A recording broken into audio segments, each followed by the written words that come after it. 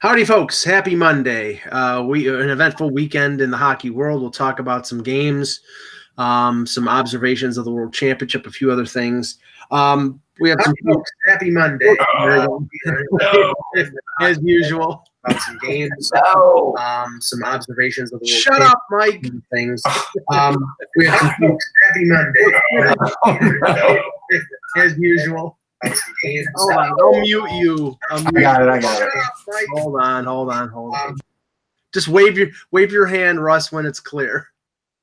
See, that's what I hate about logging in early. It's really a curse. Okay, we have some pre-show stuff, but I just want to mention this, and it's one of my peculiar pain in the ass observations. I understand the need nowadays to be environmentally friendly. That's fine. Mm-hmm. But I think places are going a little bit too far. There's a local cafe, coffee place in the area that I frequent for when I write. And all of a sudden they've gone from plastic straws to paper straws. Right. To the point that, this drink is 2 hours old. And already the straw is worthless. But you know what's good about that? That straw will decompose where the other one won't, and it'll end up in the ocean, and a whale will swallow it. But there's biodegradable plastic. Why don't you just make? No, there isn't. There isn't. Not for that. Not for those things. For straws? For straws, there isn't. That's half the problem. There's biodegradable plastic. Yeah, but they don't make it for. They don't use it in straws. That's the problem. Start making them in straws, and don't this shit. The answer is that, and you could take the top off, Mike, and drink, and you'll be okay. Sorry, that's too much for me. I promise. Go ahead. I promise. So let's talk a little NBA. Last night, and just to give people some background, like I used to have a basketball court in my yard. I went to basketball camp. I played a lot in my life.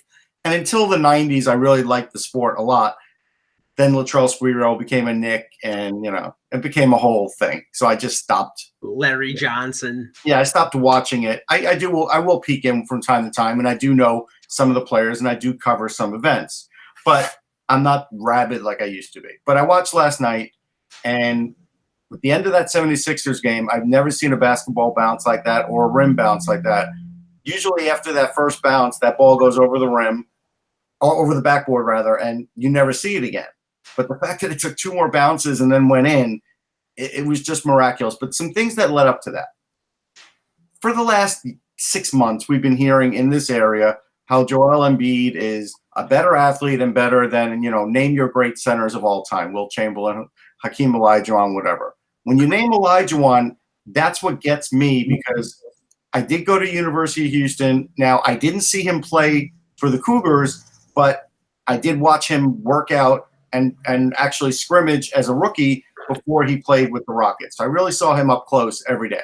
I would literally go in the gym and watch him.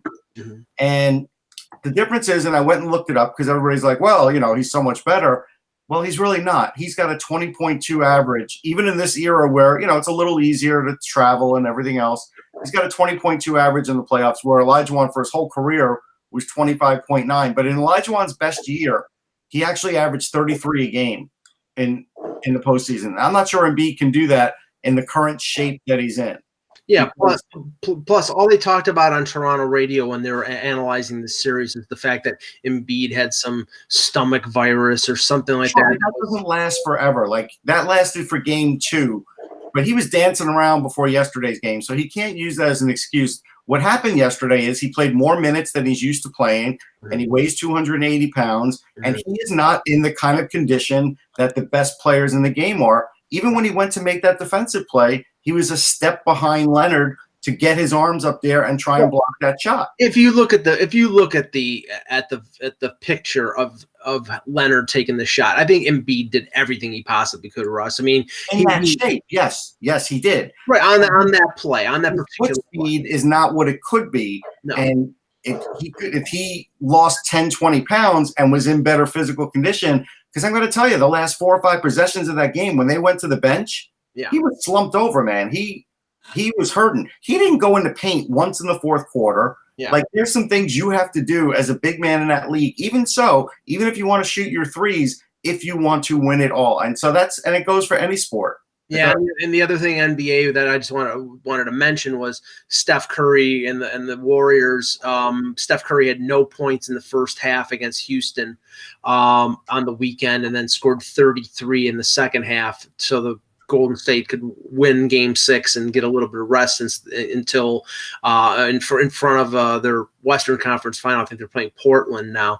But and I wrote about this morning on. Because the Kawhi Leonard shot against the 76ers was so fresh in the memory of the Toronto fan base. And I just okay, Toronto has had some mild success. The Raptors made a conference final against Cleveland and got destroyed. They're going to be in the conference final this year. The Blue Jays made 2 consecutive ALCS appearances and lost both of them. And the reaction from the Toronto fan base was euphoric. And all I could say is, if the Leafs did win a Game 7 in overtime, that response would have been that would have dwarfed the response for basketball or baseball. Toronto is a hockey town. The Leafs are number 1 in that town. I'm not saying that if the Raptors win the NBA title, fans will not be overjoyed, or if the Blue Jays win another World Series. But the cathartic relationship, the cathartic release, if the Leafs win a Stanley Cup, will be akin to what happened in Chicago with the Cubs or what happened in Boston with the Red Sox. And that's why, I don't hate the Raptors. I don't dislike the Blue Jays. I look at it and say, until the Leafs do something in terms of a positive thing in the playoffs, I think the city of Toronto is not going to feel that they've gotten their money's worth, so to speak. Yeah, I'd agree with that. I mean, it was pretty damn a pretty damn crazy ending. I mean, I watched basketball, pro basketball. It's the first time I've watched it in like 4 or 5 years. I watched I had it on as like a secondary TV, and we watched it, and the last like 5 minutes or so, we watched that one solely with my wife. And my wife was going crazy. She's like, "What a great ending! What an exciting ending!" And everything that, which it was. Whether you're, we're not really Sixers fans. I mean, obviously we're from Philadelphia, so we're obligated to root for Philadelphia, I guess. But it's just the whole thing. It was crazy, and I thought about that a lot. You thought, she's like, that place is going nuts. And I'm like, yeah, it would be. The Maple Leafs are definitely number 1 in that town. And with good reason. They've been around forever. But it's amazing to me how big basketball and baseball have gotten in Canada, and how quickly they've gotten big in both. The thing is, the Raptors and the Blue Jays are national teams. Yeah, but and remember, this is a country of of way less population, so it's. But no, I mean, what I'm saying is, like, there used to be Vancouver and the Grizzlies in the NBA, but there's no other NBA team in Canada other than the Raptors. So the Raptors are a national team, and the Expos are gone, so the Blue Jays are a national team. And we're talking about 7 Canadian teams, even though the Leafs and the Canadians have the biggest fan bases because they're the most storied clubs. But still, it's a good sports town, though. I mean, it's a good. I mean, that's kind of what came through to me. Like, it's a good sports town. It's not it's not just a hockey town. It's all right. Let me ask you this: like, let's say that Game 7 was the Flyers and not the 76ers, and twice towards the end of the game, because this is the only way I can make an analogy, because hockey and basketball are a little different, that Claude Giroux couldn't finish out his shift. He bailed out maybe 20 seconds into his shift, each of his last 2 or 3 shifts for that game. What would your opinion be? Yeah, no, that's pretty crazy. I mean, you just expect these. You would be disappointed, and you expect these guys to be in shape. You just expect them. They're getting paid boatloads of money, and basketball is strange. I mean, how much of a thing size is in it. I mean, obviously that's got its unique thing to it. So if you're big, we've seen people who they teach to play basketball later in life because they're just giants. And that is always sort of bothered me. But then you have a guy like Steph Curry or somebody else who's just fantastic and not giant. So that there's a lot. I think it really is disappointing when you see athletes that are getting paid that kind of money not be in shape. Conversely, I'll give you the opposite was Jimmy Butler, a guy who clearly hurt his foot to the point where he was screaming in pain on the bench and then drove the length of the floor in like 6 seconds to tie the game. Right. Right. And the ironically, and I mentioned this in my blog today, while everybody is euphoric about the Raptors winning, on the opposite side with the Leafs, it's a notable anniversary. Today's the 6th anniversary of the blown 4-1 lead, the collapse at TD Garden. Yep. And, somebody tweeted me and said, why'd you have to bring that up, Mike? And I'm like, well, until they win, honestly, it's relevant. Until they get out of the first round, until they have some success in the postseason, that pain, that suffering, that collapse, that travesty of what they did in the third period, how they laid down in the third period and let Boston come back, tie it, and then win it at overtime. It is relevant. I'm sorry. You know what, Mike, a good friend of mine, Gordon Sumner, told me when he wrote the song "King of Pain," he had you in mind. And that is your gift. Gordon, no, you call it Gordon Matthew Sumner. Whatever. But anyways, let's start the show. All right, let's do it. All right, I am. So behind me right now, I have the 2 World Championship games going on back there. I know they're kind very of blurry. exciting. I know you guys are excited about them. I guess I'll get my pillow so I can take a nap. Canada on that side. Actually, they're both Team Canada right now. The other one. Go buy the My Pillow, by the way. He just laid off 150 people because his pillows suck. Oh yeah. All right, let's go. All right, let's start the show. All right, here we go. All right. Hello, Hockey World. It's May. It's Monday. It's Monday, May 13th, 2019. I'm Michael Lagello. I'm Russ Cohen from Sportsology. And yes, it's May. It's been May for a while, Eck. And I am Eklund. And you're watching HockeyBuzzcast on HockeyBuzz.com. This is the podcast that comes every Monday through Friday to fill you in on the comings and goings in the hockey world. And we got lots to get into today. We got a whole weekend of games. Yeah. I want to start with one thing that's a little bit out there. Let me just mention this breaking news just to start. It's not that big, it's big, but it's not that big. Ryan Kessler, who has been off and on injured over the last couple of years, he just underwent successful right hip resurfacing surgery. According to the Anaheim Ducks Twitter feed, the surgery leaves open the possibility he could resume his NHL career following a lengthy recovery. Can you say long-term injured reserve? Yeah, see, the resurfacing, like this is, if I have this right, I'm not a doctor and I don't play one on TV. This is like the precursor to you getting your artificial hip next, because this is how bad your hip has gotten, that to the point where this is the last sort of resort. You know how like they do that microfracture surgery on your knee, and it's like after that you pretty much have to get an artificial knee. It's like that. Oh, yeah. Not the same surgery, but just like that last resort. Yeah, I mean, this is like the terminology they used after Bo Jackson got hurt with his hip and with the Raiders. And he tried to resume his career with the Royals in baseball, but he was never the same. And I'm sorry. Let's go one step further. Not only was he not the same, he actually had a hitch in the way he ran. Yes. Yeah.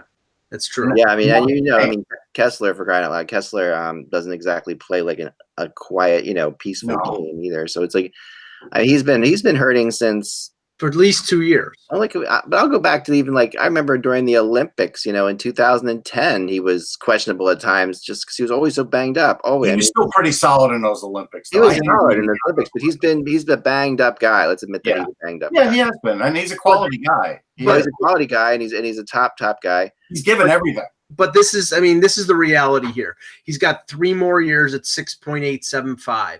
Maybe he gets back, but probably not.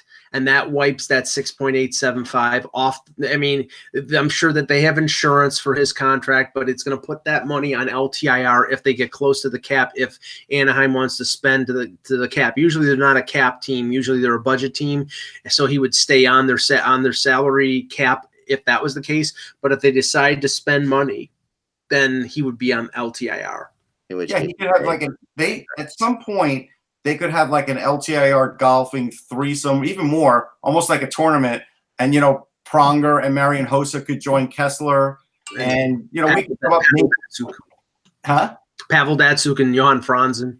And Nathan Horton could fill out that one. Yeah. Perfect. Zetterberg. No, I know it does sound like something is going to get traded at some point. It does. All right, so I think but what I wanted to touch base on is I was talking to a friend in San Jose about the Sharks thing that's going on right now, and what's happening there, and the excitement surrounding it, and it kind of ties into what you were talking about, Mike, earlier, in that what they were saying is the last time the Sharks made a run to the Stanley Cup Finals, the Warriors won it all at the same time, if you remember right, and he said that or it's actually this is one of my wife's friends. She said that really does take a lot of the press away from the Sharks. That the Golden State Warriors really do kill the Sharks. No, that year they totally killed them. You're right. Yeah, and they said even this year it's killing them. And she said now she's married to a guy who's from Minnesota. She's got 2 hockey players, like I told you before, they're hardcore hockey players that play hockey. For Owen Nolan and Nabokov's youth hockey team.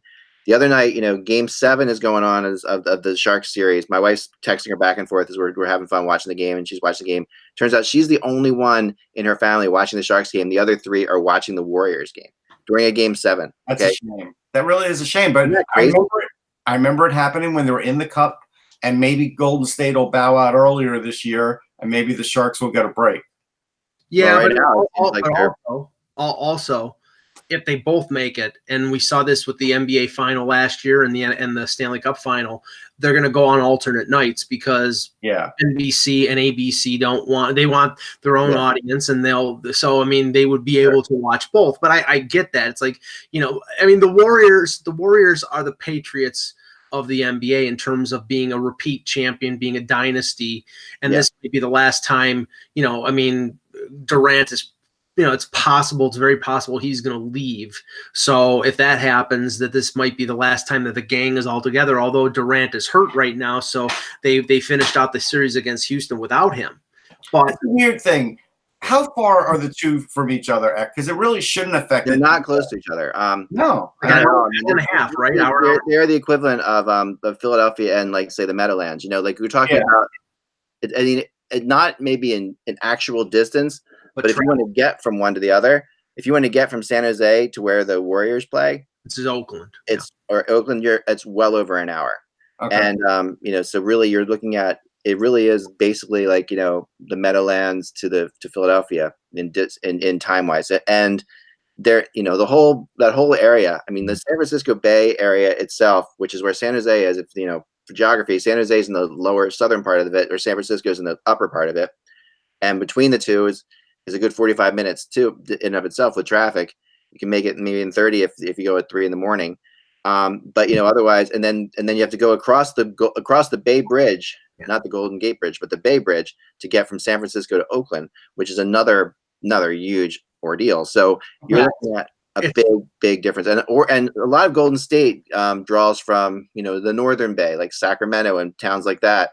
Right. More so than it does. Like you would think that San Jose, in and of itself, which is very tech, very modern hockey. Hockey's really hip there. There's tons of hockey going on. You would think that area would definitely be a hockey part, right? It's 40 miles between San Jose and Oakland. Yeah, but it's at least 40. Right, but that's like at least an hour and a half to get from one to the other. Right, and that's not even. Google Maps says 50 minutes, but that's I'm sure like if you plug that in, that's probably by helicopter. In the carpool lane, maybe. Maybe. Yeah. But you're like and the first place I ever saw carpool lanes was there. That's how crazy the traffic is there. I blame Sharky. You know what, Sharky? Ever since the emergence of Gritty, it's really put a light on what Sharky doesn't do. And really, I would fire Sharky. I don't think he's done enough to pull in fans, honestly. Yeah, you might be right. Quickly, Thomas in the chat room says that Kessler has said during his that he did the procedure for quality of life and he is likely to retire. So Kessler. So that's the case. Then now the thing is, you said about that's a contract that's going to be traded. Maybe not so for one reason.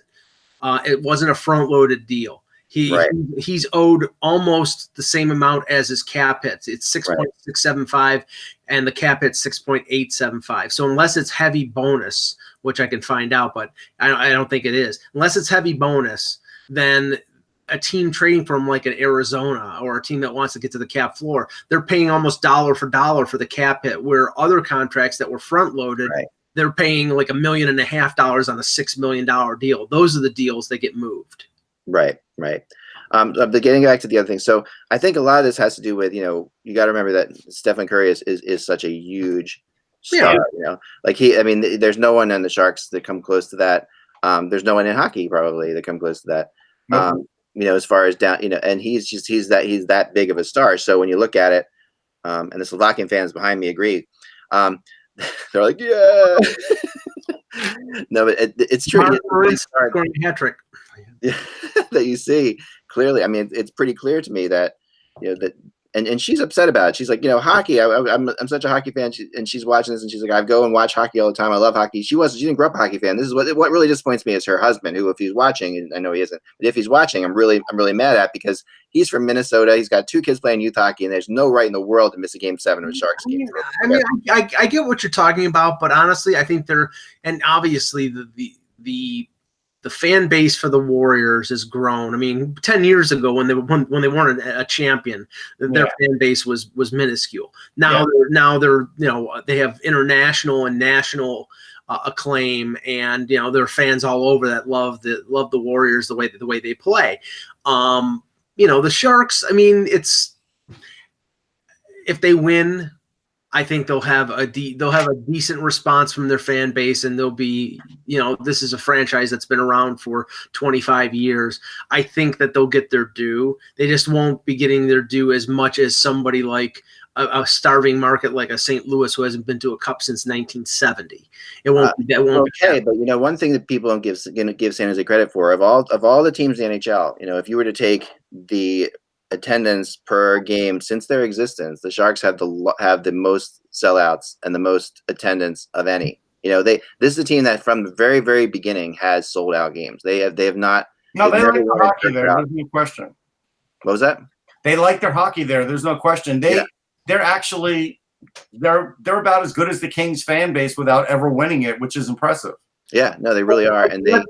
But let's not put the cart before the horse here, because, I mean, in spite of the fact that they won game 1 6-3, this is going to be a competitive series. I think it's going to go back to 7. No, I'm talking about people showing up to the game, Mike. Yeah. No, I know. I think that when you say that, it's like, I think that, that you have to give it a little more credit than the fact that, that this will be a bigger thing. This will be a big thing if they win a Stanley Cup there. There's a lot of fans there, is what I'm trying to say. Yeah, I know it was brought up. How do you think Patrick Marleau would feel if they won a Stanley Cup? He goes to Toronto to, for a longer deal. Yeah. If you're going to Toronto, that's exactly what I would say. It's hard to say. Patrick Marleau is a weird bird. It's really hard to say for me. Like, as far, it's hard for me to say. If you're going to be upset about it, but he's also going to be happy about it because he has a lot of friends on that team. Yeah. No, but I'm saying no fan should feel bad for him. Nobody in the media should say, "Oh, poor Patrick Marleau." That was his choice. He knew what the choice was. Sure. Yeah.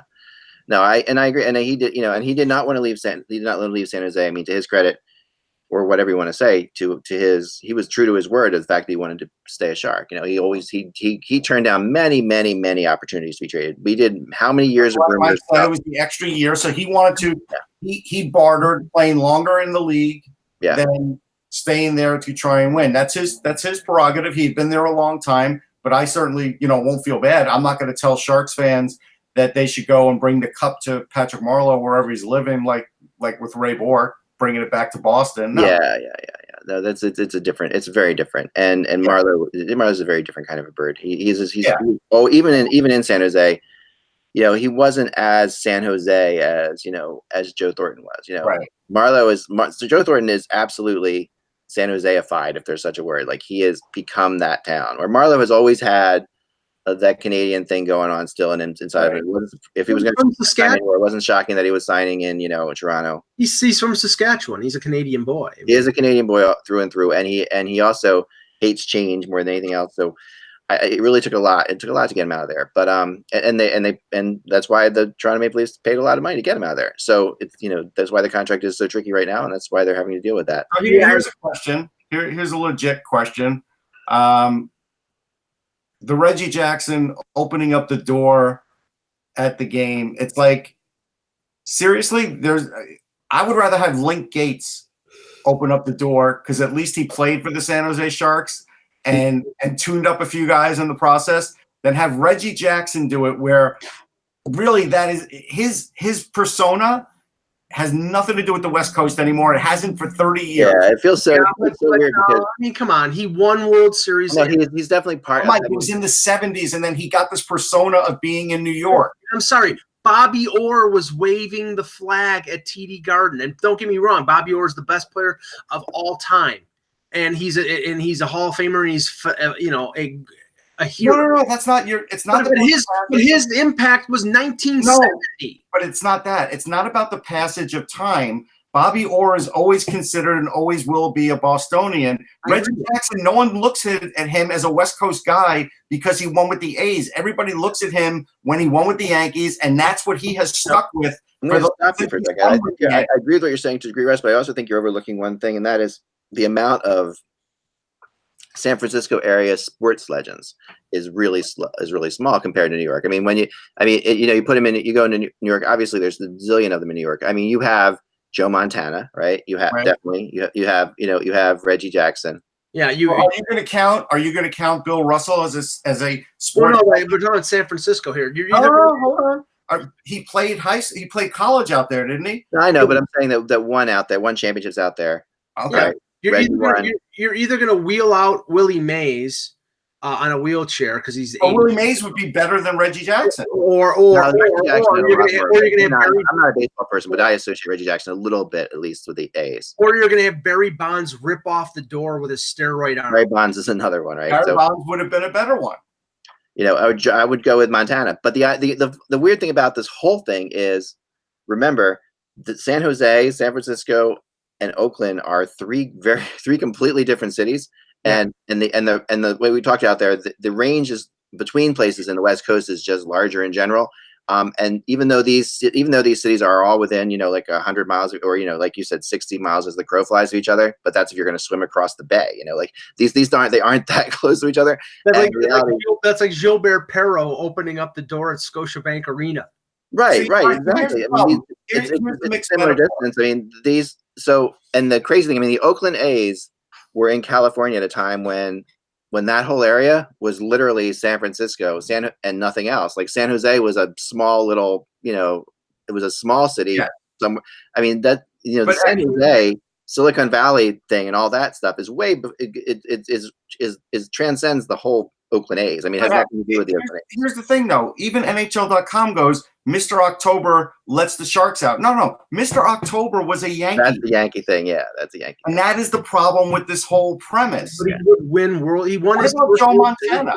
What about Jerry Rice? Because I would have said Montana or Rice would have been better. Bill Walsh, even like somebody like that. You have to realize the dynamic there. You can't dig up Bill Walsh. You have to realize the dynamic there. San Jose. Jesus Christ. San Jose does not have a like for San Francisco. There's a difference between Oakland and San Francisco. Oakland, it's not. I mean, no. This is San Francisco's hockey team. Okay, I was out there, and this San Francisco. When you go to San Francisco, you will see Shark stuff. Like that is definitely there. There's no question about that. This is their hockey team. And you should have just had MC Hammer.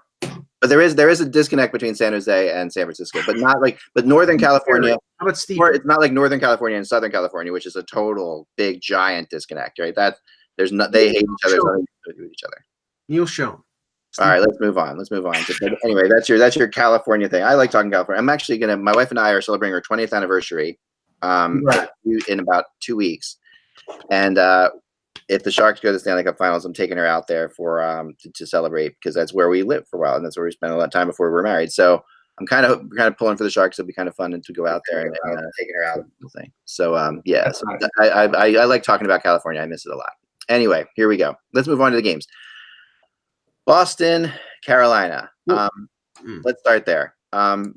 So far, this is really. I mean, Carolina started off the series in the first two periods of game one looking like gangbusters. And since then, it has literally been Boston all the way. And honestly, the crazy thing about this, the story in this is definitely, to me, is Peter Mrazek. He's the story of this series right now. And the fact that he has played and they haven't brought in McAlee, they haven't brought in anybody yet. They haven't replaced them. They're I think they're going to replace him for Game 3. Or is that already been decided upon? No, it hasn't been decided. Mrazek was in the home net today. That's insane, right? Unless this is the definition of the other guy is really hurt too, right? Like, I mean, Mrazek's hurt. There's no two ways about it. I mean, I've seen Mrazek play a lot. Pointed it out. We've illustrated it. He's not the same. And after we did the whole long thing here, and then when you watched the next game, you saw several instances where he wasn't able to split his legs apart, where he wasn't able to do the same kind of thing. It was commonplace, and the Bruins know it. The Bruins are playing off of it. Oh, absolutely, they know it. But I don't think McElhinney's hurt. McElhinney better be hurt, or else Brindamore's making it great. Now, unless Brindamore is a little bit like, I remember. You remember who Brindamore's coaches were when he was younger, right? Like he came up under Mike Keenan as a coach. Was he ever with Pat Quinn? Maybe a little bit. No, right?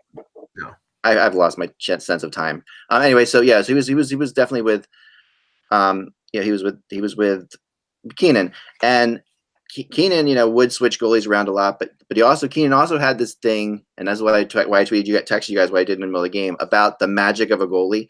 And the idea is that if you're losing in a game 2 like this and you're getting killed, you don't put McElhinney in, because at that point, if they score more on him, then you have no magic of a goalie to bring out in Game 3, which is, to me, that's why he's going with that. I think this is ego, because he hadn't changed the goalies all year. So now he's stubborn and he's not changing them. He definitely should have changed the goalie in that game. There's no question in my mind that after the 3rd goal, he was cooked. And now by not taking him out, let's say Mrazek's not 100%. Yeah. Are you seriously going to put him in the next game just because you haven't made this change all year? It could be that is the reason. Well, I mean, I know Brindamore came out today and said that he thought his team was mentally fatigued in Game 2. I don't know, maybe that's just a convenient excuse. No, but the thing is, we know McElhinney played, I think, 30-plus games this year, but they've gone with Mrazek down the stretch, and the only time they went to McElhinney was when Mrazek got hurt. Now, I know some people were making observations that they thought Mrazek side to side was not going as well as you had before the injury. And we don't even know the nature of the injury, although they think it's some sort of stomach muscle situation. A core thing, yeah. A core muscle injury. It's a quickness thing for what we're seeing. I mean, his quickness is not there. Right, but again, and this is the thing. The problem is, and I go back to that goal that we talked about on Friday, the Carolina defense has to play defense. And they didn't on that one goal in one where it went Pasternak, 1 boards, Marchand, and Bergeron. You let those guys make 3 consecutive passes, cross ice up to the slot and in, you're not going to win. So Carolina's got to be a lot more energetic defensively. And I know that somebody had made observations that they sort of fell into the trap of playing Boston's game, trying to be physical at the beginning of Game 2. Well, if you do that, the one thing is the lesson you have to learn, if you're going to be physical with the right guys. Go after Marchand, go after Pasternak, go after Bergeron. Yeah, you can go after Matt Grzelcyk all you want. He really doesn't – he matters, but he doesn't matter in the grand scheme of things as opposed to those other guys who, if they're controlling the play, you're going to lose. So you have to target the right players, and I think that was the problem with Carolina. I think they tried to play physical, and No, I disagree. I think don't target anybody. I think once you start targeting guys on the Bruins like Marchand, you saw what Marchand did with Justin Williams. Yeah, he made Justin Williams look like an idiot. Yeah, he really did. And then this is the problem with the playoffs right now. Again, Marchand cross-checks Williams to the ice. Williams responds by grabbing and twisting his head. And who gets the call? Of course, Williams, because he's the retaliator. He's not the instigator. No, Williams has to know better. He's been in the game long enough. Williams got suckered in by it. He got suckered in. But what this tells you, Russ, is if you're going to do something, be the instigator, not the retaliator. Okay, I'm going to go a different way and just say, stay away from that altogether, because Marchand's not beating you with his offense right now. I think you got to look at the 2 series. He beat them on that game because he put his team on the power play. They got the big goal, and that was the deciding goal, wasn't it? Yeah, the 2 series Boston's played so far, they played against a non-physical Toronto team that took them 7 games, and they played against a physical Columbus team that they swept in 4. Yeah, Right. but the non-physical Toronto team out-hit them and tried to be physical. Yeah, but they didn't. Out-hitting is overrated in But terms of they didn't physicality. have the right. They didn't have the right combination of players to be able to beat them. To beat Boston, you have to stand up to them physically. I don't know. I mean, Toronto almost did. I mean, at the end of the day, they took them 7 games, and they didn't. I don't think they stood up to them physically at all. I mean, and I don't think out-hitting. And yeah, Bill in the chat room says Toronto hit the Bruins, and so did Columbus. Columbus out-hit the Bruins. It's not about out-hitting. It's about hitting at the right times. It's about turning momentum up and hitting the right players. Right now, it's also about using your hits to get the puck back. Like that's like you have to meaningful. Right now, Carolina looks like the favorite that lost to Mystery Alaska. That's what Carolina looks like right now. Was that the Rangers? No, that was the Rangers. It was the Rangers, yeah. Yeah. I mean, they have to skate. They have to skate. Carolina has to skate. That's the only chance they have. Their whole game, when they played the Bruins hard this year, they've skated them. Now, I'll tell you the player who's played completely dumb in this series so far, and that's Dougie Hamilton. He's getting psyched out. He's getting razzed by the Bruins fans chanting Dougie. It's like, and because obviously he told the Bruins a few years back he didn't want to sign with them, so he's now the target. But he's putting himself out of position to be physical.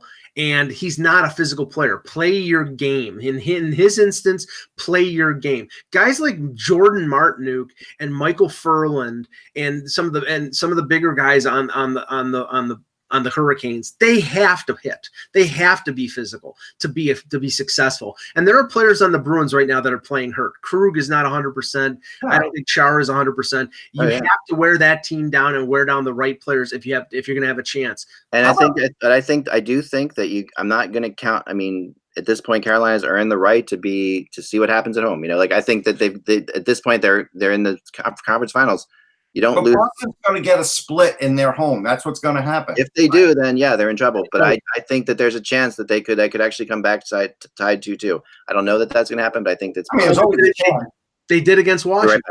Yeah, there's always a chance. I think the problem that I have right now with Carolina is actually their defense down low, because they're giving up so many point-blank chances to Boston. Yeah. Multiple shots, and Mrazek's not great with his puck, with rebound control. We already know that. Well, and so that's really playing right into Boston's hands, because they've always got guys in the crease. You got to give them credit for that. But Carolina's doing a bad job there. I think it was Clifton's goal. I think it was in the second period in Game 2 where Hayden Fleury got exposed. And the thing is that they, I know during the Islanders series that they only played him like 7 or 8 minutes, and they've been loading minutes on Falk and Slavin and Pesci. But you have to play you can protect a number 6 defenseman if he's going to be a little bit of a liability or he's inexperienced. But Fleury on that goal was in the corner when the puck was in the slot. Yeah, they're just giving up too many point-blank chances. They need to play better team defense too. The forwards have to kick in more defensively. They have some guys that could do it. They have to do it because Boston's going to take advantage of every one of those kinds of plays. Yeah. I don't think, and again, unfortunately, I do think that was an excuse by Brendan Moore by saying mental fatigue, because that's a weird thing for him. That's a weird thing for him to say, actually. It is a weird thing to say, because when you get to this point in the season, the mental fatigue should have happened at like game 50 something in the regular season. Well, he actually said it was like he was surprised that hadn't happened before, and it's just happening now. But I mean, and also, I mean, again, it was a key in a couple of in the first and second round series for them. The Bruins are winning the special teams battle. I mean, Carolina was 3 for 34 on the power play in the first 2 series. I think they've scored 1 power play goal, and that was the Aho goal in game 1. Yeah. Boston, I mean, they scored 2 power play goals in the third period to win game 1.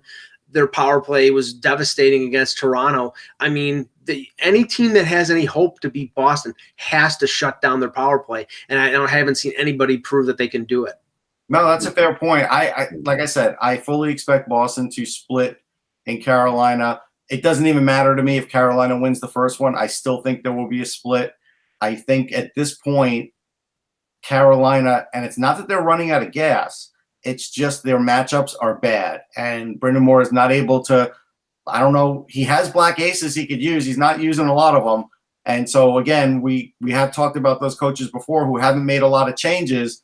And sometimes when you don't make a lot of changes against a team who's just beating you in every way, in every facet of the game, you've got to do something. He was forced to make those changes due to injury, especially in the Islanders series. And now some of those players have come back. But when you bring back, and I always use this as an example, in 2002, when the Leafs made the conference finals against Carolina, the first game they won with the same injured crew that beat the Islanders and beat the I think it was Ottawa in the second round. You know, guys like Alan McCauley were playing, and Sundin was out, and Jurke Lume was out. A number of their starters during the season. They win the first game, and Pat Quinn brings back all the injured players in game 2, and they lost 4 the next 5. Sometimes it's better to let your players, wait until a loss. Wait until a loss to bring all those guys back, and then they bring you back some energy and whatever to change a winning formula. Maybe that's not the best thing. Now I know they changed during the Islanders series, but they put it in some of these injured guys in game 3 when they were already up in the series. Now I think they probably are going to stick with the lineup. Well, remember, guys, that they were down 2-0 against the Caps. Right. In that series. They were down 3-2 against the Caps in that series. Right. So now they were rolling the way the Bruins are. That's the only difference. Yeah, no, that's true. But the Caps were defending champions. I know. And so far. And Carolina, even though they won the first 2 games as the Islanders, they barely won them. There was a 1-0 and a 2-1 game. And what Carolina has shown so far, at least to this point, has been an ability to get stronger in every series as the series has gone along. They've gotten better. So that may be true, but game 2 they never had a chance. So they didn't. They're waiting for game 3 to get strong. They're still going to lose the series in 7. Yeah, no, I'm like, I picked Boston in the series. I'm still thinking Boston, but I think that they, especially if Mrazek is playing, I don't think they have a prayer because I think he's not healthy enough to play against Boston, especially on the penalty kill. Like the quickness he's going to have to use on the penalty kill is not going to work for him at all. So they have to get past that. But if they can, and the other thing one thing they have going for them, and I did this article a few years ago, and it's always one of my most favorite articles I've written from my own point of view. I liked it. Was I went through and I went back years and years and years to find when teams lost in the playoffs in the playoffs by more than 4 or more goals in a game. 75% of the time they will win the next game in a playoff series. Like there's no question that there is a letdown that happens for Boston to fight that letdown in Carolina is a big deal. They have to because when you come off of a blowout, when you're up 2-0, you've got the series in your hands right now. This is Carolina's shot in game 3. There's no two ways about it. They have to take it. If they not only 6 goals in that game, but 10 straight goals. Yeah. What if you're Coach K and you do this hype video for NBC and they orchestrate this whole thing, which I'm not sure Coach K's ever been to a hockey game, but he went and did it because he's a nice guy, and he talked about winning and how those guys are jerks and they like winning and they get shellacked. Yeah, I know. I know they really need Don Cherry to say something stupid again, to get them that's what they really did. They should pay Don Cherry to say something dumb. Yeah, they have too many people behind them right now. That's the problem. I know. I think it's. They won't have to wait long for Brad Marchand to say something dumb because he does it every time. Let's get into San Jose and St. Louis, because tonight we're gonna have game 2 in that series. A 9:00 start, which is killer because this is going to be a double or triple overtime game again. The way these teams play, but 9:00 Eastern start. Oh, that's fantastic! We love those. I felt like in game 1 there was just no question that the Sharks are the better team, and now we'll see where this goes from here. And Binnington, has the shine gone off of him because it seems like I'm not going to put it on Binnington. I don't think so. I mean, I saw him make some great saves, like Mike was saying. I'm not going to put it on Binnington. I think honestly I thought the St. Louis defense played their worst game of the playoffs. I mean, Parayko made a bad giveaway on one of the goals. I think the Couture knocked the puck off one of the Blues defenseman's stick on one of the Meyer goals. I thought they were loose defensively. I thought they, I turned the channel. It was 2-1. I turned it back. It's 3-2. I mean, you usually don't have, and I'm talking about like a minute or two. The goals were rapid fire. That's not what the Blues were doing in games against Winnipeg and in the second round against Dallas. And then that Dallas series was a very, very close to the vest type of defensive game, and I think the Sharks play more wide open. And I have to say that the Blues. I mean, they're not as fast as the Sharks. The Sharks are a quicker team, and I think they're quicker in transition as well. I'm not saying that the Blues can't win the series because I think they can, but I think that San Jose, at the start of the series, I think their speed differential is it shows against the Blues. I think that's fair, but I thought the Blues had better endurance. I think they showed that. The interesting thing about this is when you look at these two teams. Right now, it's easy to look at San Jose and say, well, yeah, the veteran team, they're going to come out. They're probably going to win this game. They're going to go up 2-0. But I don't know. I mean, I don't necessarily feel that, although I know that Martin Jones is playing well, so at least most everybody's been wrong about him. But I just don't get the feeling that San Jose's rolling yet. I don't think they're doing everything perfectly right. If you want to know who's a truth teller, Robert Thomas is a truth teller. I've interviewed him enough now to know that he's one of those guys, if you go to him, he'll tell you exactly the way it is. And when they went to him after the game, he said they hung out Binnington to dry. Right. Yeah. No, they did. There's no question they did. And yet, they bounced back hard against when they got, it was a game 3 in Winnipeg, I guess, that they got beaten up. They bounced back and never looked back. They were really strong after that. So it's very possible that they come back as well because it's tough. And remember, San Jose went up 1-0 in the series against Colorado and then lost game 2. So that very easily could happen. But again, I think this is going to be a 6 or 7 game series. They're fairly evenly matched. I think each team has their strengths. I did notice one thing in that game, and San Jose is going to have to do something about it because if he continues to take a pounding like this, he's not going to last. Patrick Maroon and a couple other of the Blues forwards were just going hell bent at Carlson, running him behind the goal line, hitting him along the boards, making him as much body contact as they possibly can because they know he's not at 100%. They're trying to wear him down. And eventually, if San Jose doesn't provide a little cover for him, maybe have somebody shield him so that they won't be able to take runs at him. Unless they do that, I mean, Carlson's going to get knocked out of this series, and that would be a big loss for San Jose. They have been targeting him pretty good. You're right about that. The other thing is, it's a good thing I'm not the kind of guy that roots against cities because those cities have been bad to my teams. Because otherwise, I would be rooting hard against the Blues because of guys like Todd Worrell and John Tudor and Whitey Herzog and all those other idiots. Willie McGee, Keith Hernandez. No. He was already a Met, thanks.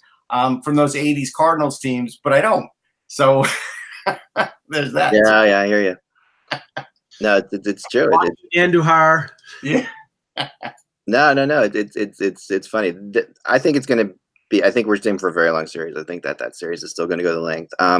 I wanted to get into Capo Caco, for a little bit because I wrote about it today, and I know that he's not. People are saying he's having this great series that he's challenging Hughes, and I don't think that's happening. I don't think he's challenging Hughes, but or what have you. He's doing the best he could. I mean, there's no question about that. He's having an unbelievable series. Yeah. He's having an unbelievable World Cup, and so much so that it's not just about even his points, which are he's got 5 goals, which leads everybody.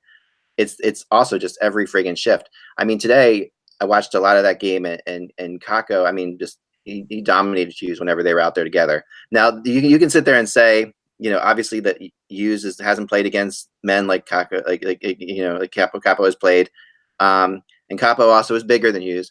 But at the end of the day, man, there's no comparison when you see them out there playing against each other right now, and. Right now, I think Capo is maybe the best. Is going to maybe be like the best number 2 pick we've seen in ages. Well, right now is the key word because remember, Kako didn't play in the under 18s. Hughes did, so he went and flew. And played 7 games in the under 18s while Capo was doing nothing. Then Kako goes to the World Championships and he's rested. Yeah, Hughes isn't rested, and Hughes went for the exact reason that I told people. He doesn't care about his draft status. He doesn't care about his ranking. He wanted to play with his brother, and he wants the U.S. to win. So he went. He knows it's at the end of the season. He still thinks he has hockey in him, and I give him credit for that because he has a big heart. But if we're going to actually base the two guys on this kind of series, you can't do it because Kako had a chance to rest, and Hughes has been playing all along. And that's that makes a big difference too. And Patrick Laine outplayed Matthews for the beginning of the World Championships in 2016, and then Matthews played well in the second. Oh, yeah, and Hughes is not getting power play time like Kako. He's not power play time. He got 4 minutes after 2 periods by Jeff Blashill. Like, what the hell is that about? But this is the rest of the series. The other first 2 games, they both played about the same amount of time. Yeah. But this is the thing, and I think it was Darren Drager on TSN Radio this morning saying that basically New Jersey has made up their mind already that they're taking Hughes. Now I don't know if that's the case or whatever, but everybody's basically saying that Hughes is going 1 and Kako is going number 2. That's just you know. It's going to be fantastic for the New York metro area for years. This is the thing that I want to get Russ's opinion on, because I can't remember if it was Drager or if it was Craig Button, but somebody on TSN this morning said Kako is ready for the NHL now, as opposed to Hughes, who might need a year or 2. Right, that's very possible. Like I told people, Hughes is really where it's going to be in 2 or 3 years. Now, because he's a first overall pick, he probably will play right away. And he's probably not going to be a superstar right away. I fully concede that. But Kako is one of those guys where there's a thing that you talk about in the draft. There's a guy where you draft him and you say, okay, there's an unbelievably high ceiling on this guy, and he's got limitless potential. And then there's another guy where you draft like Kako, who's already got, the bigger frame, and he's playing against men, and you say, all right, what you see in Kaapo Kakko is really good. He might only get slightly better, because this is what you're seeing is, and that's the difference in where those 2 players are. Doesn't mean one's better than the other, though. Yeah, but he's right now, and he's one of the best players on the ice. I mean, that's fine. And he's playing with some serious NHLers. I mean, he turned Suter a couple times today. That was impressive. And at one point, Suter like looked at him, and you could tell it was like saying, "Man, you're good." Like he laughed after. Okay. But this is the reason, and Russ can. This is the reason why I don't watch the World Championships, or really I watch very little of it, because I can't base what Kakko did to Ryan Suter as being definitive of his talent level in an NHL scenario, because it's not an NHL scenario. It's Ryan Suter after a regular season playing in a World Championship. Oh yeah, no, there's no question. He went over to Slovakia to be with his buddies. Here's another, right, that's a good point. Here's another good one, too. So in the game the other day, Quinn Hughes is ripping down the wing, and they clocked him at 23 miles an hour. Yeah. Okay, so you could say that, hey, Quinn Hughes is NHL ready, but we still are not going to see the best Quinn Hughes for another couple of years. Right. But the fact that he can skate 23 miles an hour and is as smart as he is, when he gets to a certain strength level, forget it. You not only won't be able to cover him, he might be a 70-point defenseman. Easily, right? Yes, I do agree. In this series, where they are in their metamorphosis. That's what you have to look at. And you can even see Hughes played in this last year, played in this championship. Yeah, and you can see the development in 1 year. You can see in 1 year he's had a massive jump. You can see it. He's bigger. You can definitely see it. And there's no two ways about it. I'm not taking anything away from Hughes. I love to watch him play. He's got all kinds of potential. He's got like McDavid type speed. He's crazy. Maybe he's not there, but he's close. And he has amazing moves. But I'm looking at like the Finnish guys that are coming out like lately, like we've talked about. To me, the 2 are Aho and Laine are the 2 that jump to the head of the class right away. And I've always been I'm a bigger Aho fan. Even when Laine's scoring goals, I'm a bigger Aho fan. I really like Aho a ton. I think this kid looks better than both of them. And that. I'm not basing this just on who he's playing against. I'm basing it on a lot watching. I'm really, really, really trying to do my best, quote unquote, scouting that I can of watching little things that the kid does that a lot of kids that age, obviously most kids that age can't do. And that's the key. Right there, you said it. That's the key. But in 5 years, how much different will his game be? Right. Yeah. I mean, you have to keep developing. Obviously, he's got to keep developing and keep getting better, or else he will, if you're not moving forward, you're standing still. Right. But the idea here with him, the one thing that I've noticed he does so incredibly well is he positions himself right up against the defender and pushes off that defender really well to the point where and loses guys that way quickly and gets scoring open. Goals against Thatcher Demko and Corey Schneider. So again, I think I caution everyone to not make evaluations on players from world championships. Right, but I've seen him in other things, and I know, really great. I know, and I mean, I've seen him before too. I mean, he was in World Juniors, and I'm not saying that I'm just making, but I'm saying that he is making a hell of a case for himself.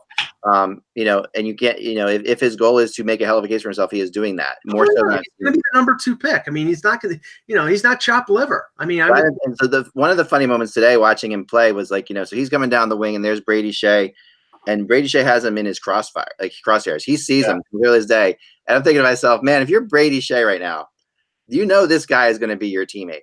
Like there's hardly any question, right? He's flying down the wing. He's not just going to be your teammate. He's going to be like your best player on your team.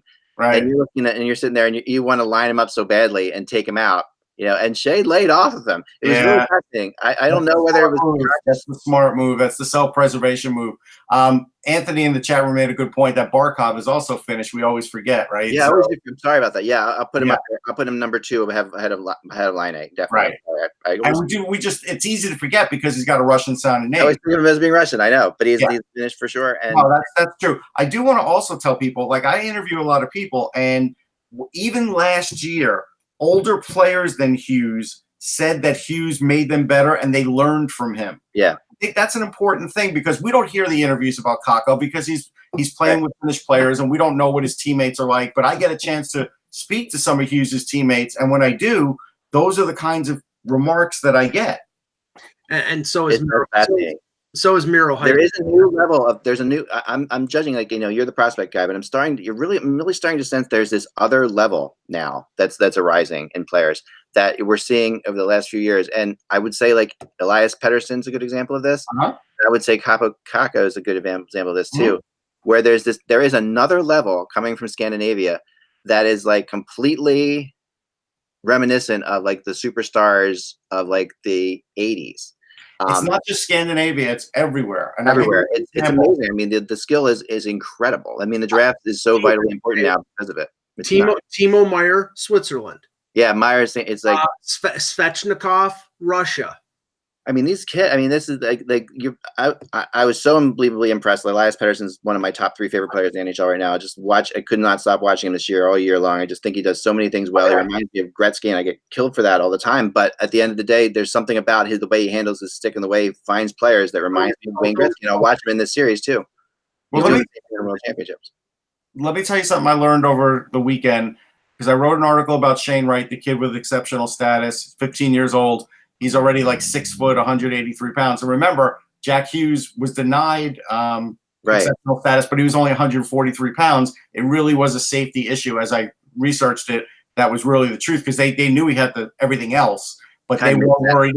They probably did the right thing doing that. Yeah, no, and everybody thinks they did the right thing, and actually now I think they did the right thing too. I always was just wondering why. But here's one of the things that I learned about some of these younger phenoms. So here's an example of the coaching they get. They have nutritionists, life coaches, doctors, psychologists, strength and skill coaches. Yeah. It's crazy, isn't it? We even saw with Carter Hart. We're seeing another level because, like a guy like Simone Gagne, he just came into the NHL. He didn't have any coaches. He might have had an older player he talked to, but he didn't have these kinds of people working. I remember with Carter Hart that we were hearing him talk about, like talking to his sports psychiatrist. Right. Like, when you hear him talk about, when you hear the what, why, that's right. But now I have to say that Hughes most likely benefited from the fact that his dad was working for an NHL team when they were like 11 or 12. He was I think the director of player personnel for the Leafs. And, I'm sure that they were probably around the rink, that they were probably, getting a feel for what it's like to be an NHL player, and probably got the benefit of, workout routines. And he was a player development guy, right? So of course he did. Yeah. No, it's That's what I'm saying. The level of coaching that these guys are getting, even at 15 years old, goes way beyond what players did 15, 20 years ago. Even when I first started covering, way beyond. Oh yeah. I can. it's incredible. I mean, the coaching and just the skill level is just phenomenal. I mean, and now it was interesting there. The line that the Team USA threw together, and this is like the last thing I'll talk about this, that was really bothering me, and they started taking it apart now, was they had this line made no sense to me at all, knowing these players. Patrick Kane, Hughes, and James Van Riemsdyk were playing together. Okay, 3 of them. And I wouldn't put that line together. It did. There is no chemistry whatsoever with them. It's fascinating to watch. Like it just. This is shinny. That's what it is. Yeah, and there's no. This is a tournament that is not taken seriously. It's a vacation. It's not a tournament. Well, I mean, it is until you get the kind of players you get there. Like what happens is like when the Russians send like the Olympic team over there. And I'm talking about that's a serious Russian team right now. I'm talking about from the Canadian and the U.S. perspective. I'm sure the Swedes, the Finns, the Russians, the Slovakians, the Czechs, they're all taking it seriously. You want to know? I'll give you a line that I would do. The line that I would do, and I would let Larkin take the lion's share of the face-offs, but I would do Hughes, Larkin, and Keller. That's what I would do. And I would like to see other teams try and cover that, because I think when Hughes is on like a line with JVR's hanging around the goal. JVR's not doing anything to help Jack Hughes get into position to score. Right. He's doing the opposite, and you're asking a kid in that tournament to do the opposite. But when you have those other kinds of players playing with Hughes, then you would see the kind of puck interaction that I'm used to seeing like on the other teams he's played on. So I think Blashill's, not to kill him, but he's not putting together great lines. He's not putting together great lines there at all. And he's really like, he's really, and he has Hughes playing center, obviously, because he's a center, but they more than not, it seems like Patrick Kane is playing the center position. Like you're seeing him, he's picking up the center spots. He's getting the high slot, and Hughes is going around the nets. It's like completely, he's not really playing center, quote unquote. And when you take Patrick Kane off the wing, you really do take a lot of Patrick Kane's game away. And JVR is there to do what? He's there basically to get in front of the net. Like Russ said, goal hang. Yeah, and that's. I don't want to make it as easy as that, but it's close to that. And the other thing is, besides a few players, obviously Quinn Hughes being one of them, there's not a lot of great puck moving stuff coming out of the defensive end, which is killing Team USA, because when you have Patrick Kane and these like speedsters up top, they need a quarterback. Their wide receiver is about their best guy for that. He really is, and it's clear that he's doing it. There was a funny moment today with the two of them playing with with Jack and Quinn. They're not getting on the ice too much together, but today there was one moment when I saw it was just really one of those things you wish you could have been there to like watch it after the play and see how they reacted to it, because Quinn Hughes came.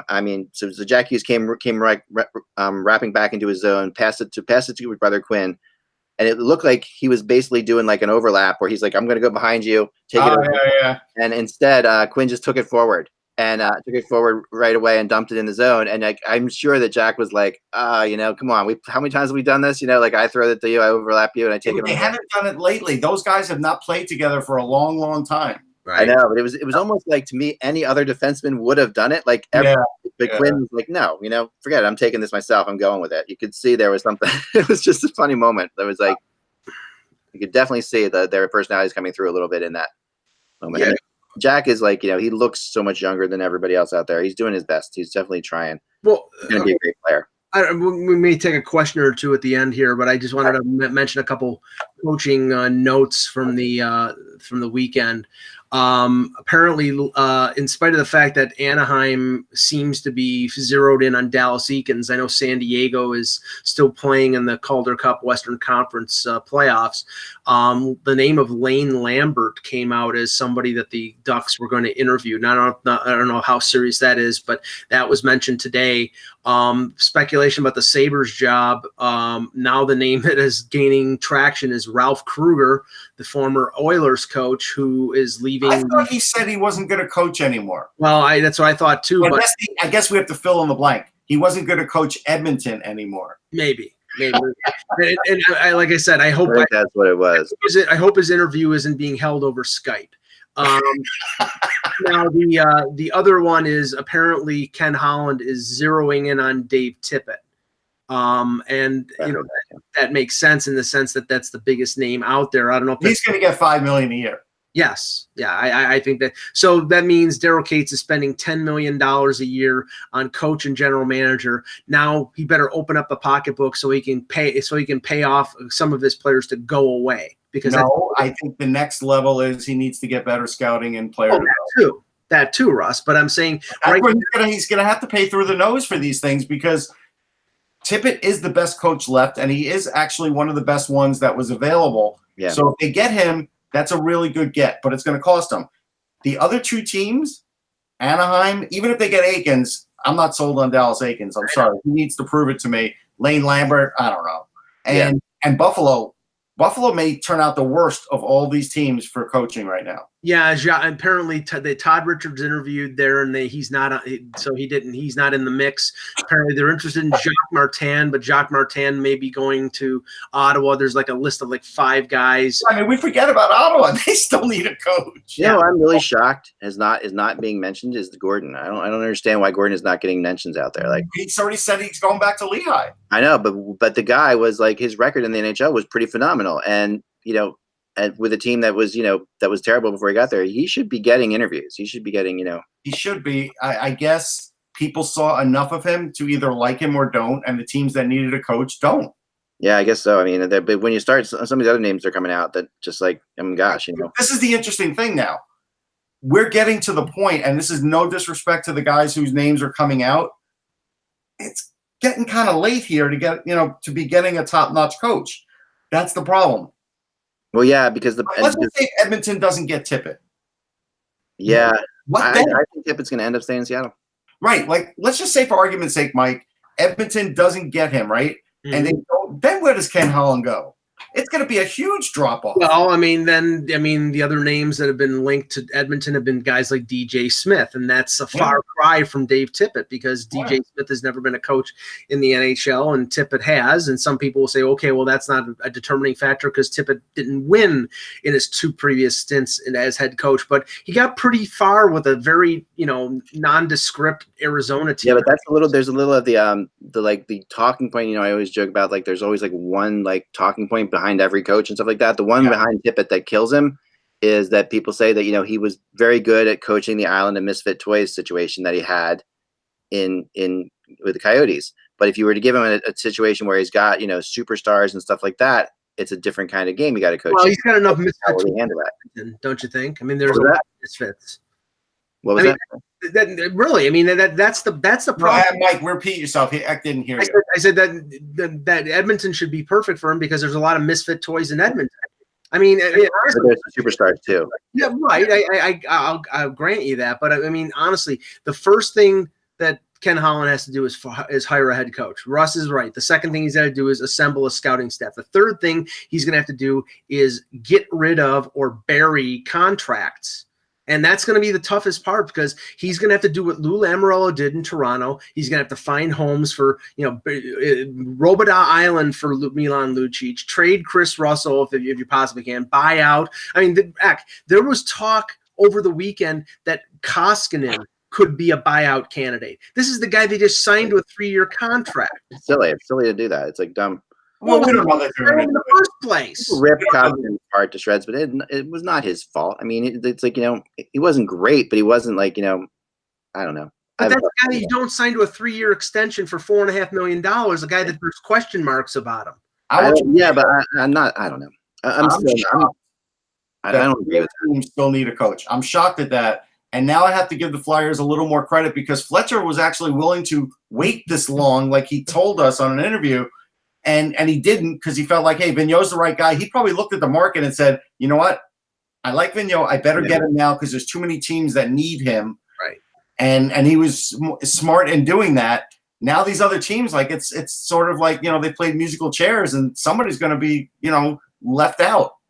The weird thing is, will anybody come for Therrien or Yo? Possibly, like at the end of the day, like because there could absolutely seem that way. They could, but it doesn't seem that way. They could still, and I'm I can hope. Can I have prayers at least? Well, no. And the reason that they took those jobs is because in all these coaching openings that were out there, their names were never mentioned.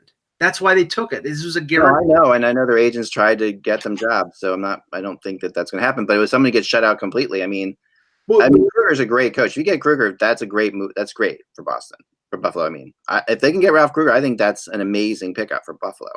well, he did a good job in Edmonton, but I mean, let's just say this: it doesn't look well on Buffalo that all these names get mentioned in connection with Buffalo, and just by happenstance they go someplace else. It's like Buffalo is the plan B for everybody, and they get nobody. And now, sorry, Mike. What's the latest anybody can remember a coach being hired for a team like Jared Bednar. Jared Bednar, yeah. After Wah went back to. Well, that was extreme.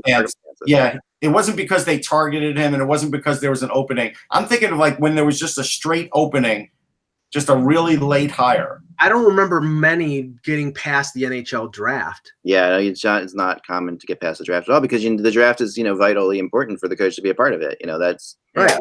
It's good to have him there. But if a name that I bring up because I think he's going to be a great head coach someday, and he hasn't been brought up at all, is Luke Richardson. Like I think that's another. Yeah, he must not want to coach because I can't believe Ottawa wouldn't want him. That's what I was thinking of Ottawa too. I was thinking. Yeah, he was in the Ottawa organization, and then he quit because of family reasons. Maybe right. those family reasons. I thought he was in the Edmonton organization most recently. He might be still with it as an assistant. I mean, or at least was. I don't know. I guess Todd McClellan could end up somewhere still. No, he's LA. Sorry, I'm losing my mind. Yeah, sorry. Yeah, that's right. Well, here's one. If you're Ken Holland, and just hear me out. Don't say anything until the end. But if you're Ken Holland and somehow Tippett doesn't go, right? Do you talk to Scotty Bowman? Oh boy. Just shut up. No, wait a minute. Hold on, Mike. Holland will. He will make that call. There's no two ways about it. I'm going to say this because Scotty Bowman's older than he is. How old was Jack McKeon when he won a World Series? He was in his 70s. Scotty Bowman looked pretty good when I saw him at the Longboat Key Publix last year. I remember who I was. There's a difference between being a head coach of an NHL club and ordering some quinoa. Was he buying granola? Was he eating good? He was in Publix probably buying Metamucil for all I know. I mean, he was in Publix, that's like, that's just a big store. No, but I'm dead serious. Like, he could get younger assistants, right? He wouldn't have to show up at practice. Yeah. But at the end of the day, when Jack McKeon was a World Series winning manager in the 70s, why can't Scotty Bowman be that guy? Mike Keenan. Let's go with Mike. No, there's a difference. See, if you say Mike Keenan, you're opening up the clown car. I'm not doing that. I'm saying legitimately, Scotty Bowman still has the mind to coach this game. How about Don Cherry? See, I'm not opening the clown car. Scotty Bowman is 85 years old. Exactly. So you hire him on a 3-year deal. He would definitely be the oldest coach in NHL history. Great. Wonderful. A 3-year deal, 85. I don't know. Who's the oldest coach in the history of the NHL? Maybe the Sabres will hire Jack McKeon. Definitely there would be players who would. He's almost so old that the players don't even know who the hell he is. It's like, that's what I'm saying. They could just, he doesn't have to show up at practice. He just haven't been showing up for games. He's around in the office afterwards. You can work it out. Where's Toe Blake these days? I'm trying to find out who the oldest coach in NHL history is. Probably Al Arbor for that one game that he coached when. Yeah, but that doesn't count. I mean, George Callis was 72 in. Wait, here's one. Somebody who is 84 years old. See, there is precedent. Okay. All right. Let's take one or two questions. Jack McKeon was 80. There you go. Let's take questions before we end the show. Hold on. Connie Mack, 88. Yeah, Connie Mack didn't win. What do you mean Connie Mack didn't win? He didn't win when he was 80. He won when in 1929, in 1930, and 31. John Galliardi was 84. Oh God, just take some questions, please. Joe Paterno was 84. All right, where is Ted Nolan? That's what someone in the Chaos Reigns in the chat room wants to know, where is Ted Nolan? Ted Nolan is apparently coaching hockey in like some sort of Six Nations thing. Okay. Yeah, I think that's what I heard. Yeah, unfortunately he's a strong personality, and owners Owners don't like dealing with a strong That's personality. a kind way to say it, Russ. Yes, he has a strong personality. You might as well bring Glenn Sather back to Edmonton if you're going to do that. Let's do that. He's available. With his Let's see. poncho and his cowboy hat. I'm looking. Can you imagine Glenn Sather back to Edmonton? What that would be like? Oh my How gosh. about John Muckler? Yeah, that's what I'm saying. Yeah. I covered John Muckler as a Ranger coach. We'll leave it at that. Yes, I have some personal experiences, or at least somebody in my family has, with John Muckler. Could Dave Hacksaw end up for Here is a great. This is not a question; it's a statement. And Jerkball made it, and he's right. And Mike's the one that said it, and Mike should take it back. Why is chopped liver considered an insult? With onions on fresh rye, it's really good. He is 100% right. Chopped liver is gross. You vegetarian are saying this, Russ. Yeah, I eat chopped chicken liver. I do. Okay, I'm not a okay. vegetarian. I just eat a lot of veggie stuff. But Gross. all right, could the Sabres go for the Toronto AHL coach? Adam wants to know. No. I'll say it this way. I'm sure they're interested. I know that Elliot Friedman mentioned this last week, and I've been told this by people that I know. There's no way that Sheldon Keefe is leaving for Buffalo. Buffalo is a train wreck. And if there's a situation in the NHL where it's a can't miss, then Keefe probably could go and might go.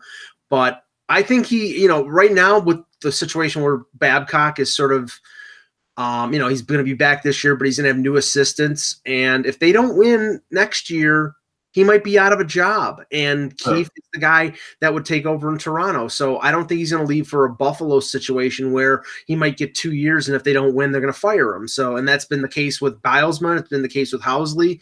And I can't be convinced that it's not going to be the case with the next head coach, with the ownership being the Pagulas, who have a short trigger finger, or a hot trigger finger.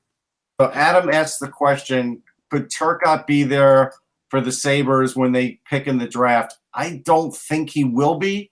There's talk about Turcotte being picked between 3 and 5.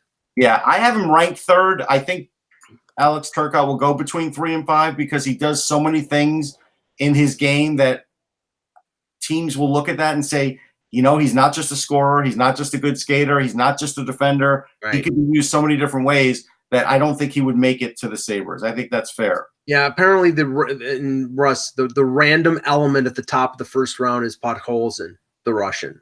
They don't know. This is At least that's what's coming out recently, is that, there are teams out there that don't know where he slots in, because more than likely he won't come over for at least a year or maybe 2 years. right. But I heard that Colorado has great interest in him. And if that's the case, then, there's at least one team there. I look at it this way. I probably am not going to change him much in my rankings. He's ranked 4th. I don't think he would drop more than a couple slots because I liked what I've seen. He only played one game in the KHL, but he was also born in 2000, right? So they were pushing the point there in KHL. But He skates really well. He plays a great all-around game. I think while everybody's always looking for offense out of Podkolzin, he actually does more than that. And so I think right now, because he wasn't great in the under 18s, people are like, what about? And I don't think it's fair just to drop him because of that. I do think he could drop out of the top 10. That is possible, but that still doesn't mean he's not going to be a great player. I just think for whatever reason, he could fall out of favor that way. Now, what could help him is if he comes over for the combine and scores well there and has good interviews. Right. One more question, if we got one. One more question. Is Jack Adams available for a coaching gig? No, he is not, Toronto. The idea of someone brought in, Scott Sandelin, possibly. I think he's already said he's staying. I think he's pretty much, without saying it, after meeting with I think he met with the Flyers because he was a Flyer, and he spoke to Holmgren, and they had a nice chat about it. And I think at the end of it, he wants to try and win another championship because, why not? That's true. So that's really about all. Okay. There's probably other coaches out there for sure, but we do have to get going. Okay. Thanks, guys. We'll talk again tomorrow. Remember, without the buzz, it is just hockey. He's available. I know he coaches soccer. He probably can coach hockey. I'm available. I could definitely coach hockey. I would be the best coach in the NHL if gave me the job. Willing to travel. Remember, without the buzz, it's just hockey. We will talk to you tomorrow.